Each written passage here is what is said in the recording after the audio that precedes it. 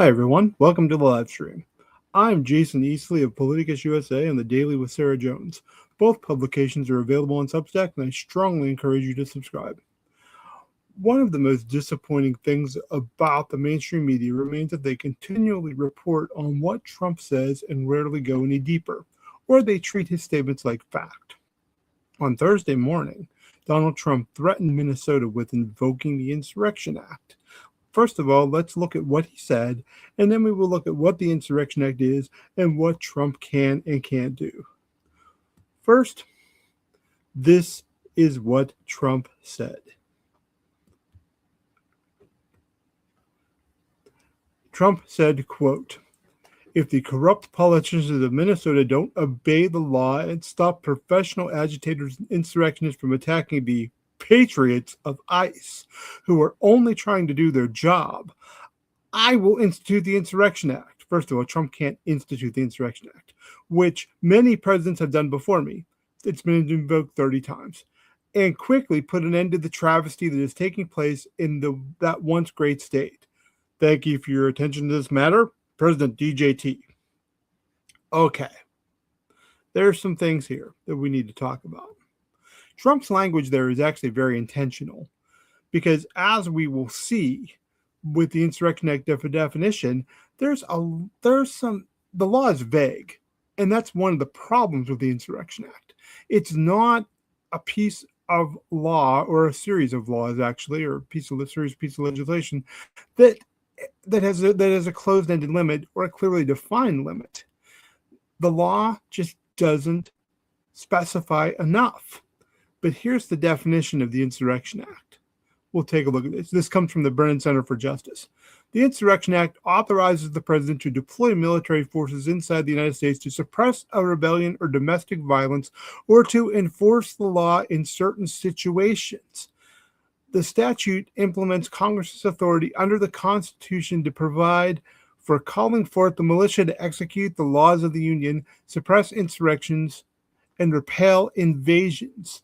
It is the primary exemption to the Posse Comitatus Act, under which federal military forces are generally barred from participating in civilian law enforcement activities. Although it is often referred to as the Insurrection Act of 1807, the law is actually an amalgamation of different statutes enacted by Congress from 1792 to 1871. Today, these provisions occupy Section 251 through 255 of Title 10 of the United States Code. Okay, that makes pretty good sense, and it explains the problem in a nutshell. The law gives the president the authority in a time of emergency to quell a rebellion, domestic violence, or enforce the law in certain narrow situations. That word narrow becomes very, very important because here is what we're going to find out. Remember what Trump said? If the politicians of Minnesota don't get things under control, he's going to invoke the Insurrection Act. Well, that was there for a very specific reason.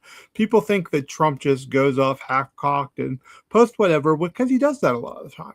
He does post that way a lot of the time. But in this case, he made a very, very, very clear reference to Section 253 of the U.S. Code. Section 253 has two parts, according to the Brennan Center once again. The first part allows the president to use military force to suppress any insurrection, domestic violence, or unlawful continuation in company.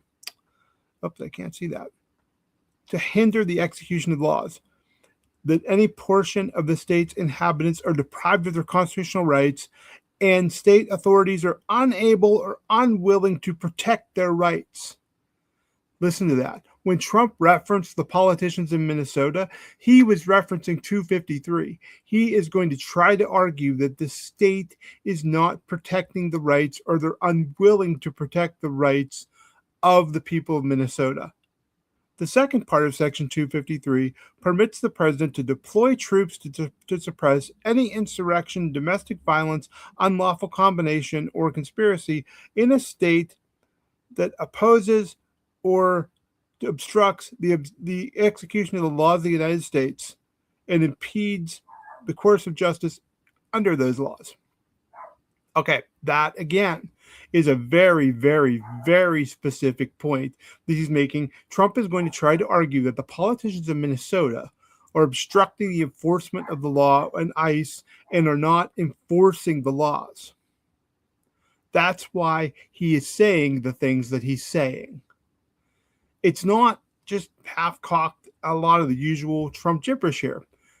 This has been something that members of the Trump administration have been thinking about for years. In many ways, Trump has been dying to invoke the Insurrection Act. He wanted to do it during the George Floyd protests. This isn't new. And I think it's important for people to understand that this isn't new, that this is something that has been coming along, and he's just been waiting for an opportunity. By the way, if you have any comments, please leave them. I'll post them here on the screen, and we can talk about what you have to say. So please feel free to comment no matter what platform you're watching on. Now, here's the thing. The Insurrection Act is not unlimited.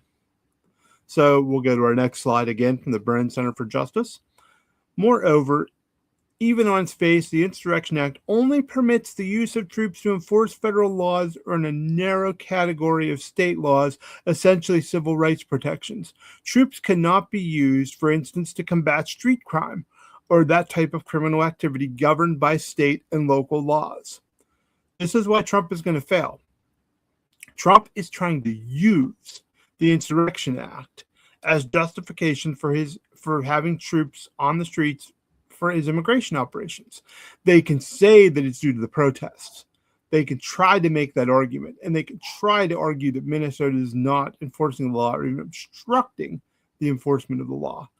But the reality is that the genesis of why Trump is there is immigration action. More important, no statute can override the Constitution. This is where a lot of people get confused. The Insurrection Act is not martial law, okay? Trump can't strip away constitutional rights. Trump can't use the Insurrection Act to I've seen this in a lot of places, and it's not true. And even if he wanted to, Trump couldn't stop the midterm election. He can't use the Insurrection Act to stop the midterm election, okay? They may not, for example, search a person's home without a warrant.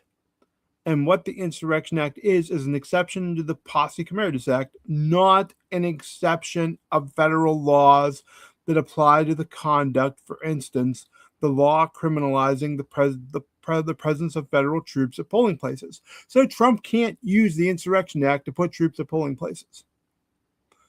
Okay? This is all stuff that really needs to be understood. This law has some severe limits.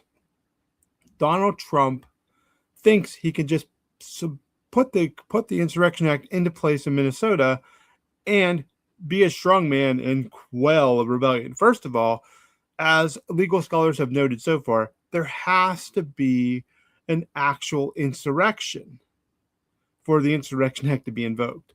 That's going to be the first problem that Trump is going to run into. The second problem is, without an insurrection, and Trump can't supersede the laws, Trump's going to have to prove that the officials in Minnesota are not enforcing the laws or obstructing the laws. There is no indication that's happening, as in zero, as in zip, zilch, none. So this is likely to fail. Oh, we have a comment from our old friend Christopher Calkins. We'll put this up here, see if we can put this up here, see if everybody can see it. We will put it up there as a banner. I think that's important for everybody to see and know. So everybody needs to understand that, first of all, it's highly unlikely. There are administration officials who do not want to invoke the Insurrection Act. The administration has been unwilling to invoke the Insurrection Act. This is likely an empty threat from Trump. Trump wants to invoke the Insurrection Act, but he doesn't really have much of a leg to stand on. And if he tries, he's going to fail. And that's what the administration officials are so worried about deep down inside. They do not want this to fail. Because if they fail, then it's done. They can't invoke the Insurrection Act anywhere. And I think that's a big problem for them. That's why they just don't want to. What can they? Oh, there's a question. Briggs asks, what can they do if he invokes the Insurrection Act anyway? Well, that's a really, really good question, Briggs. Because what's going to happen is, it looks like Minnesota Attorney General Keith Ellison may preemptively sue to prohibit and stop Trump from invoking the Insurrection Act. What can happen if he invokes it anyway? They're going to go right to court and it's going to get shut down. And just as we saw with Trump losing in many states about deploying troops into U.S. cities such as California and Illinois, and Chicago and Los Angeles, those troops had to leave. If he deploys the Insurrection Act, if he invokes the Insurrection Act, and he gets sued, and the court says no, those troops are gone. Okay. But what I think most likely is Attorney General Ellison in Minnesota is going to preemptively sue. He's going to sue before Trump ever gets the chance to invoke the Insurrection Act. And that is something, because like I said, this is not an unexpected situation. This is not something that people have been are going to be surprised by. There's no more shock and awe with Trump. Trump is pretty much doing everything he said he was going to do for the past 10 years now. So people are ready for this. Attorneys general are ready for this. States are ready for this. California was ready for this. Illinois was ready for this. So this isn't a big shocker. And just remember, this is all meant to scare you. He doesn't want you on the streets. He doesn't want you using your voice. He doesn't want you speaking out. He wants you compliant, complacent, and afraid. That's what the president wants. And so he thinks that if he can put troops in the streets of Minneapolis, those images will go around the country and scare people in other places so that they won't get involved. They won't speak out. They won't criticize or fight back. That's what's going on here. And that is why so many people must keep using their rights in a peaceful, First Amendment respecting way. Because Donald Trump's going to fail with his Insurrection Act. He's going to fail if he tries to implement it. I think he knows he's going to fail, which is why he's blustering on Truth Social about it. Trump's been dying to do it. So far, no state has given him the opportunity to invoke the Insurrection Act. And we will see if Minnesota keeps the trend going. Again, I'm Jason Easley. I write for Politicus USA. I write for The Daily. Both of us are on Substack. You can come and subscribe to us at any time. If you have any questions, I see some of you are just coming in now for the live stream. Please, if you have any questions or comments, post them. We'll put them right up there on the screen for everybody to see them and read them. This is not going to work. Okay? And that's why, if you want to know why Trump has been trying to invoke the Insurrection Act for almost 6 years now, and he hasn't, the reason why is because even though the amalgamation of laws is vague, the power is limited, and he's likely to lose in court as soon as he does. And troops in an American city, the last time we've seen that was during the LA riots after the Rodney King verdict. There's nothing commiserate to that going on in Minnesota. Nothing close to that. So it does feel like ICE and the Trump administration are trying to provoke Minnesota to give them an opportunity to invoke the Insurrection Act. But it also seems like it's going to fail. And I would really be surprised in some ways if Trump actually went through with it and tried to invoke the Insurrection Act. Because I don't think he's going to do it. I think this is a taco moment. I think Trump could easily claim victory and never, ever follow through on this. And I think, again, this is meant to scare people. So don't be afraid. This isn't martial law. That's the other thing. If you take away one thing from this live, this isn't martial law. Okay, they're different things. So the Insurrection Act, I think Trump is frustrated and angry at Minnesota because of the way the nation has responded to the Renee Good murder by the ICE agent. And I think he's trying to change the narrative to get back onto his a felon who is a law and order president belief. So again, if you have any comments, please post them. I'll put them up there on the screen for everybody to see. And if that's it, that's all we got right now. If anything changes, if Trump does invoke the Insurrection Act, if anything happens, I will have full coverage. Sarah Jones and I will have full coverage on Politicus USA and The Daily, and I will be back here live. But please remember the important limitations of the Insurrection Act. Remember that Trump is likely to fail if he even tries to invoke the Insurrection Act. And remember, in 1992, when George W. Bush sent federal troops to Los Angeles, he did so at the request of the California governor. If a state doesn't request the help, it's a lot harder for a president to get away with sending troops in via the Insurrection Act. So I think it's important for everybody to know that. I think it's important for people to understand that. And I think it's really important for everyone to not be afraid of any of this, because fear is a big part of the game here. That's what's going on here.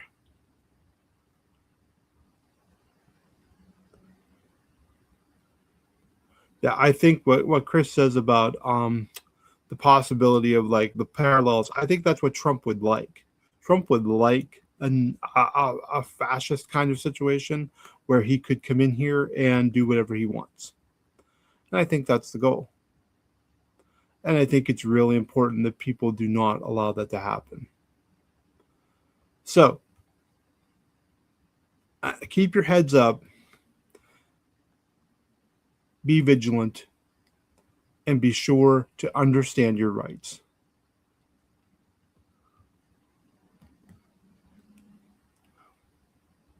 There is, and Reginald Johnson says there's a chance for the military to say no. Yes, as the members of Congress put in their video, they can refuse an unlawful order. The Insurrection Act is vague, so we're not sure if that would be an unlawful order.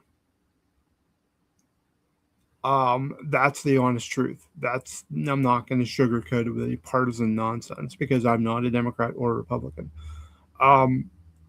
I don't know if that would be an unlawful order. I don't think that would be an unlawful order. I think that would be something for the courts to have to figure out. But I do know one thing before we wrap up and go home here. The Insurrection Act needs to be fixed. The amalgamation of laws known as the Insurrection Act needs to be fixed. There needs to be limitations of power. There needs